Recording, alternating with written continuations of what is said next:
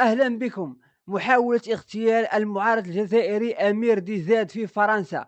يا إخوان وأخوات، فضيحة مدوية بكل ما تحمله كلمة من معنى.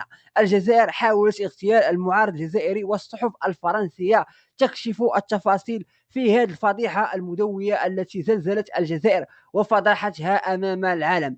كانت يلا يا إخوان وأخوات، شوفوا التفاصيل. قبل ما نبداو كنقول لكم ديروا متابعة وفعلوا الجرس وديروا لايك للفيديو وخليوا لنا الاراء ديالكم في التعليقات باش يوصلكم كل جديد. يلا نشوفوا يا اخوان واخواتي. في قضية تهدد بإحياء التوتر من جديد بين فرنسا والجزائر، ألقت الشرطة الفرنسية القبض على مشتبه بهم في محاولة اغتيال معارض جزائري مقيم في باريس. فيما قالت وسائل إعلام فرنسية إن شكوك تحوم حول تورط السلطات الجزائرية في العملية. وقالت صحيفة لو باريزيا إن الشرطة اعتقلت 4 أشخاص كجزء من التحقيق في عملية كانت تهدف إلى اغتيال الصحفي والمعارض الجزائري أمير ديزاد اللاجئ السياسي المقيم في فرنسا. واشتهر أمير ديزاد بمقاطع فيديو ومشاركات على وسائل التواصل الاجتماعي ينتقد السلطات الجزائرية والفساد الذي يقوده النظام العسكري الجزائري،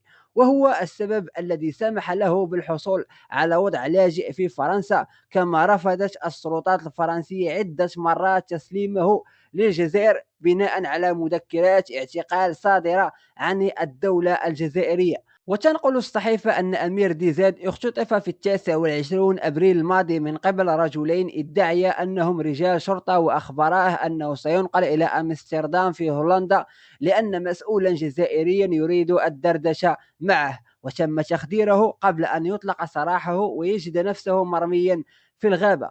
وفقا للصحيفة كان هناك عقدا لقتله أو نقله إلى الجزائر ليواجه عقوبة الإعدام، لكن الخطة فشلت لأسباب مالية وفنية.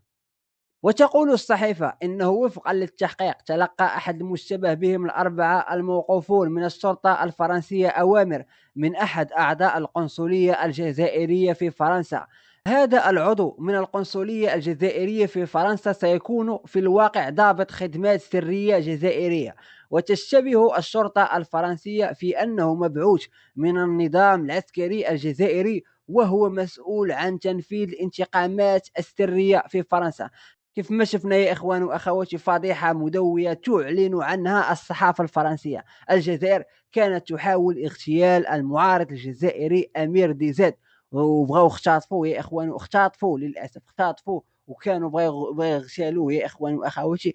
حسب تحقيقات ديال الشرطة الفرنسية، الشرطة الفرنسية كتكشف كتقول الصحيفة كتقول وفقا للتحقيق تلقى أحد المشتبه بهم الأربعة الموقوفين أوامر من أحد أعضاء القنصلية الجزائرية في فرنسا باش يا إخوان وأخواتي يصفيوها للمعارض الجزائري أمير ديزاد.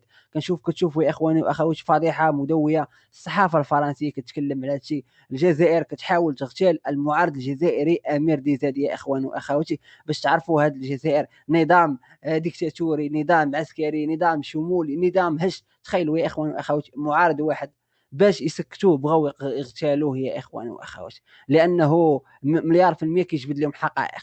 كون ما كانش كيجبد لهم حقائق ما غيحاولوش يغتالوه يا إخوان وأخواتي. وهذوك المشتبه بهم الأربعة اللي شداتهم الشرطة الفرنسية قالوا بأن واحد فيهم قال بأنه مع التحقيقات راه باقي يا إخوان وأخواتي يخرجوا تحقيقات جداد وغيخرجوا فضائح مدوية يا إخوان وأخواتي. الجزائر كتحاول تغتال المعارضين الجزائريين المقيمين في الخارج في فضيحة مدوية. عرش الجزائر هش للغاية. تخيلوا يا إخواني وأخواتي، معارض واحد زلزل الجزائر، والآن الجزائر كانت تحاول تغتاله، ولكن الحمد لله باء المشروع ديال الاغتيال ديالو بالفشل. والآن الشرطة الفرنسية كتعتقل 4 متهمين في محاولة الاغتيال ديالو. وكشف التحقيق أن واحد من المتهمين الأربعة كان كينسق مع عضو في القنصلية الجزائرية باش يا إخواني وأخواتي اغتالوه. ولا حول ولا قوة إلا بالله. كيف ما كتشوفوا فضيحة مدوية.